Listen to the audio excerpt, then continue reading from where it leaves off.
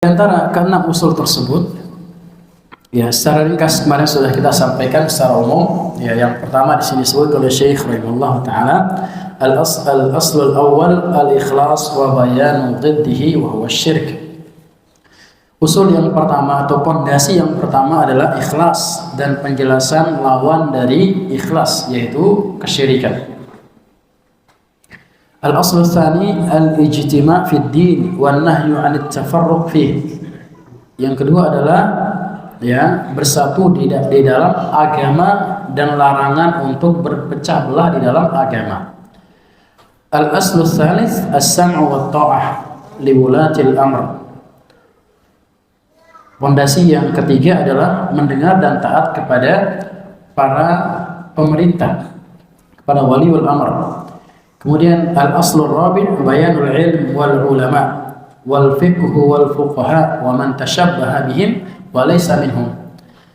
Penjelasan atau usul yang keempat adalah penjelasan tentang ilmu dan ulama, ahli ilmu. Jadi orang yang ahli ilmu itu seperti apa? Wal fiqh wal fuqaha, dan fikih serta ahli di bidang fikih.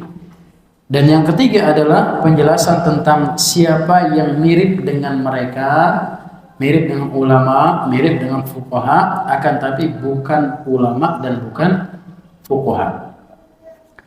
Al-aslul khamis, penjelasan atau pondasi yang kelima adalah bayan man hum awliya Allah. Penjelasan siapa wali-wali Allah Subhanahu wa ta'ala. Dan mungkin nanti akan menyerempet kepada wali-wali syaitan. Karena kalau bukan sebagai wali Allah, tentunya sebagai wali syaitan. Al-aslus sadis, pondasi yang keenam, raddus syubhah allati wada'aha syaitan fi tarkil Qur'an was sunnah. Ya, bantahan syubhat yang diletakkan oleh syaitan tentang orang-orang yang meninggalkan Al-Quran dan meninggalkan As-Sunnah, hanya berpegangan kepada pendapat-pendapat orang, pendapat-pendapat tokoh, pendapat-pendapat ulamanya.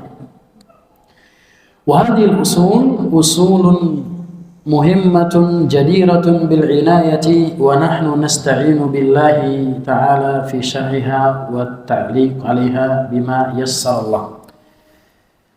Keenam pondasi ini, para jamaah yang dimakan oleh Allah Subhanahu wa taala, adalah pondasi yang sangat penting untuk kita ketahui. Ya, kalau pada pertemuan yang lalu di kitab yang sebelumnya kita sudah membahas tauhid dan syirik secara umum itu seperti apa, maka di sini akan lebih mendalam lagi Syekh akan menjelaskan tentang lebih detail lagi perkara-perkara yang harus kita ketahui di dalam beragama. Ya, karena betapa banyak orang-orang yang belum memahami keenam pondasi ini, keluar dari pondasi ini. Misalkan seperti yang banyak terjadi itu adalah masalah yang ketiga, misalkan sebagai contoh, ya, tentang mendengar dan taat kepada ulil amri. Sebagian orang mengatakan, oh ini ulil amrinya siapa ya? Apakah ulama atau umara yang dimaksud? Ya, apakah umara kalau sudah melakukan kefasikan, apakah masih taat atau enggak, ataukah tidak, dan seterusnya.